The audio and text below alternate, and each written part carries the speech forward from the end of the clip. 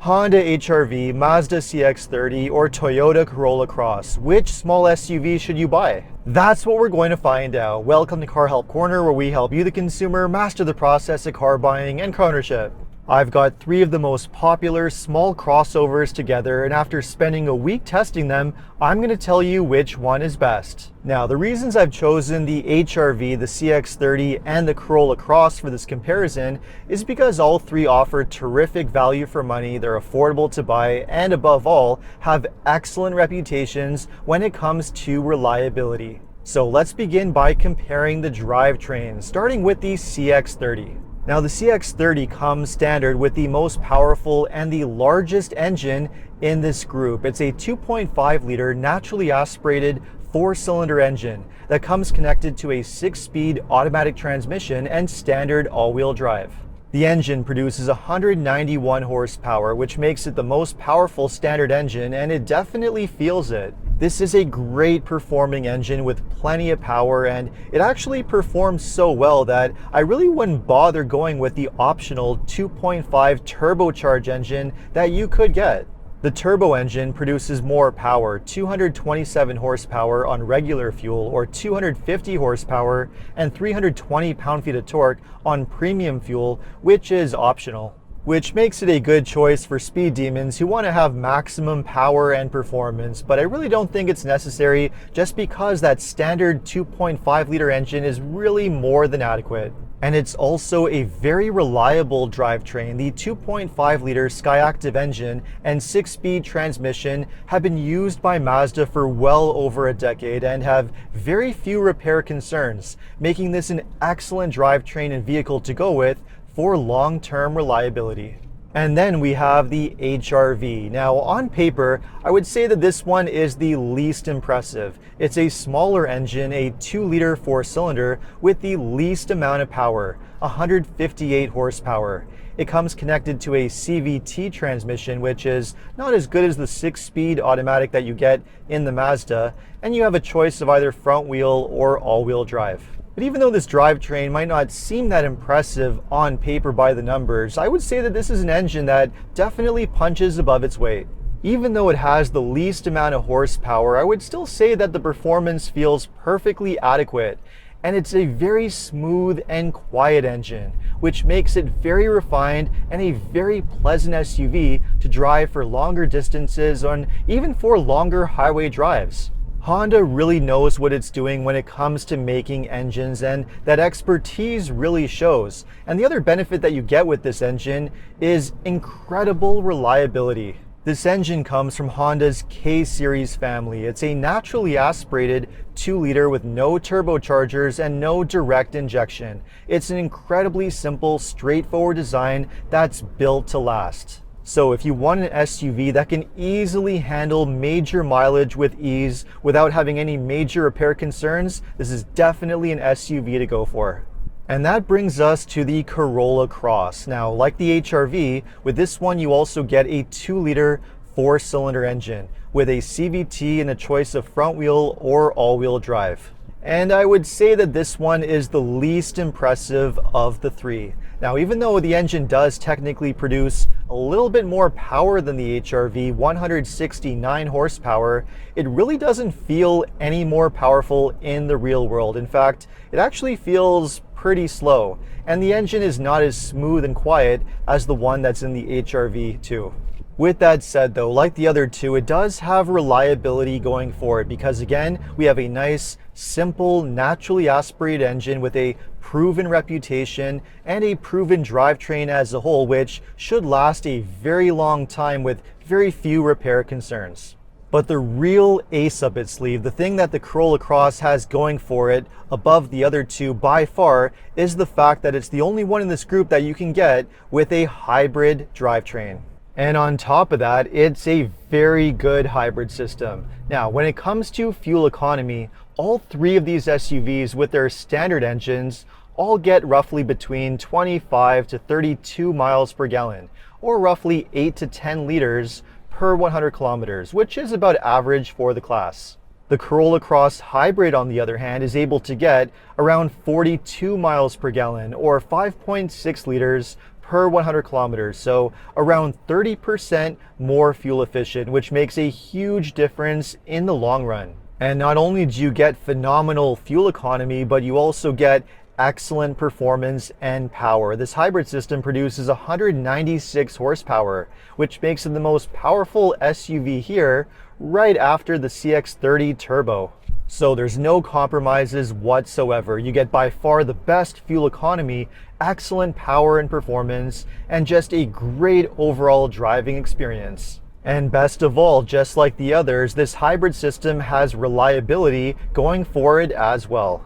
Toyota has been producing hybrids for longer than anyone else, close to 3 decades now, and this hybrid system is now in its 5th generation. It uses a naturally aspirated 2-liter 4-cylinder engine that comes connected to 2 electric motors, an eCVT planetary gear set transmission, and a hybrid battery pack. There's also a 3rd electric motor which powers the rear wheels, which gives you standard all-wheel drive. It's just an incredibly well-designed, well-sorted hybrid system with next to no major repair concerns that's built to last. So if you want a vehicle that you can hold on to for over 200,000 miles or 300,000 kilometers without any major repairs, this is definitely one to go for. And that combination of great power, excellent fuel economy, good refinement, and reliability really makes it the most well-rounded drivetrain that you can get in this group. But aside from the engine drivetrain performance, how do these 3 SUVs compare when it comes to their overall driving experience? The CX-30 is definitely the sportiest one of the group. It has the best handling, the best balance, and it's the one you can drive the most aggressively and have the most confidence and fun with. On the flip side, it also has the stiffest ride. You definitely feel more bumps in the road with the suspension, and it also doesn't have the best outward visibility thanks to pretty tiny windows all around. And then on the flip side, we have the HR-V, which is definitely the most comfortable one of the group. Compared to the other two, the HR-V has the smoothest ride, the softest suspension, the quietest interior, and is the most comfortable one to drive for longer trips. But on the flip side, it also has very good handling, perhaps not quite as good as the Mazda, but still quite excellent. And that's something that Honda is really well known for, having this really great balance between delivering a smooth, comfortable ride, but without sacrificing handling either. And then we have the Corolla Cross, which is probably the weakest one of the 3. It doesn't have the handling of the Mazda, and it doesn't have the smoothest ride that you get with the HR-V. Now, I wouldn't say that it's bad to drive, because that's definitely not the case. It's actually perfectly fine, perfectly comfortable, just not quite as polished and nice as the other two, and that's okay. If you're just looking for a perfectly fine, no-nonsense SUV that's going to get the job done, this is definitely going to do the trick just fine. Now, how do these 3 crossovers compare when it comes to their interiors and the interior space? Well, this is an area where the Mazda definitely comes up short. Now, it is a very nice, comfortable interior. The seats are very comfortable and it has the most color options to choose from. It's just that it doesn't have that much space, especially in the back seats, which are definitely on the tighter side with the smallest door openings, and you have the smallest cargo area as well. For those who don't necessarily prioritize having the most amount of interior space, it should do the job just fine. But if you need your SUV to be an SUV and actually be practical, this one might not do the trick. Especially when compared to the HR-V and Corolla Cross, which are much more spacious by comparison. Both of these have a lot more interior space, much more roomy back seats where adults can actually sit comfortably, and both have excellent sized cargo areas. One thing to note, however, is the spare tire situation, because while all 3 of these vehicles do come standard with a spare tire underneath the cargo floor, the only exception is the hybrid version of the Corolla Cross, which unfortunately does not get a spare. Now, I will say all 3 of these vehicles do have really well-designed interiors when it comes to their control setups. What I really like is that all 3 have excellent, straightforward physical controls for adjusting your climate settings, your heat and air conditioning, and I really like that all three also come with a nice mechanical gear selector for the transmission. And I would also say that all three have very good infotainment system setups. Now, the one in the Mazda does take the most time to get used to because you do control it using a control dial on the center console. But once you get used to it, it actually does work pretty well. The Honda and the Corolla Cross both have more conventional touchscreen infotainment systems, and both have very good, straightforward user interfaces that really don't take too much time to get used to. And you do get wireless Apple CarPlay and Android Auto in all three, so as a whole there really isn't too much to complain about here. I would say that all three also have very nice interiors when it comes to their general build quality and fit and finish, but there's no question the one that has the nicest interior in that area has to be the Mazda. Not only is it the most well put together, the most polished, it has a nice luxurious feel to it. It just gives off this really nice premium high-end vibe that you just don't really get in the other two. The HR-V would come in second place for having the nicest interior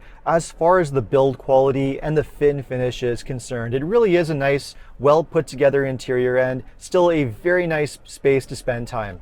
And the Corolla Cross, well, that one would definitely come in third place. A perfectly fine interior, no real major complaints, but the least impressive when it comes to its general fit and finish. And unfortunately, the Corolla Cross also comes in third place when it comes to safety. Although all three of these come with plenty of active safety features as standard, the Corolla Cross unfortunately is the only one that does not have a top safety rating. When compared to the HR-V and the CX-30, which are both rated a top safety pick plus, the highest possible safety rating that you can get from the IIHS. So with all that said, I think it's now time to get into the pricing. The pricing for the CX-30 ranges between 27 to 40,000 US or 32 to 43,000 Canadian. The HR-V ranges between 28 to 33,000 US or 32 to 41,000 Canadian, and the Corolla Cross ranges between 26 to 34,000 US or 30 to 40,000 Canadian. So fairly close in pricing, especially when you compare them with these standard engines. And because all three of these vehicles have very good reputations for strong reliability, low cost of repair and maintenance, and low cost of ownership, all three also have very good resale value. So as far as value for money is concerned, you really can't go wrong with any of them. So then which one is it going to be? Which is the best pick of the three? Well, even though I do have a winner, in many ways, it really does come down to what your priorities are. For example, if you're looking for the nicest, most luxurious, or the sportiest one of the group, and you don't necessarily need to have the most interior space, then without question, the Mazda CX-30 is the best pick. It's really well made, well put together, has strong performance, a nice driving feel, and the nicest interior of the group. But it does have its drawbacks, by far the biggest one being the interior space, which is really not so great. And after all, this is an SUV comparison, and for that reason I would have to put it in third place in this group. And between the HR-V and the Corolla Cross, well, both are much more practical, more spacious, which is an advantage. If I were comparing them with the standard gas engine, no question, the one that I would go with is the HR-V. Compared to the Corolla Cross, it's just a much nicer driving vehicle. It's more comfortable, quieter, has a smoother engine, and a much nicer, higher quality interior. It's a very impressive SUV. The only real drawback to it is the fact that the Corolla Cross Hybrid exists. And that hybrid drivetrain that you can get in the Corolla Cross really makes a big difference, because it just delivers it all. Great power, performance, the best fuel economy by far, excellent reliability, and unbeatable value for money. All things considered, it's just the best option to go for if you want a well-rounded small SUV, and that definitely makes it the winner of this group.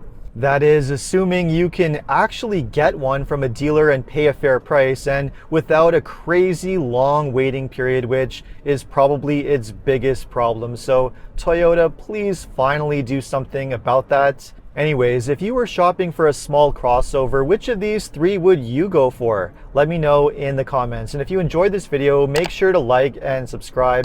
And if you're planning to purchase a vehicle and you live in Ontario, know that OMVIC is the vehicle sales regulator that's responsible for administering and enforcing the rules that dealerships must follow. To learn more about your consumer protection rights, visit omvic.ca. And if you need any additional car buying advice, recommendations, or help with getting a great deal on your next new car purchase, make sure to visit carhelpcanada.com. Thanks so much for watching, and I'll see you next time.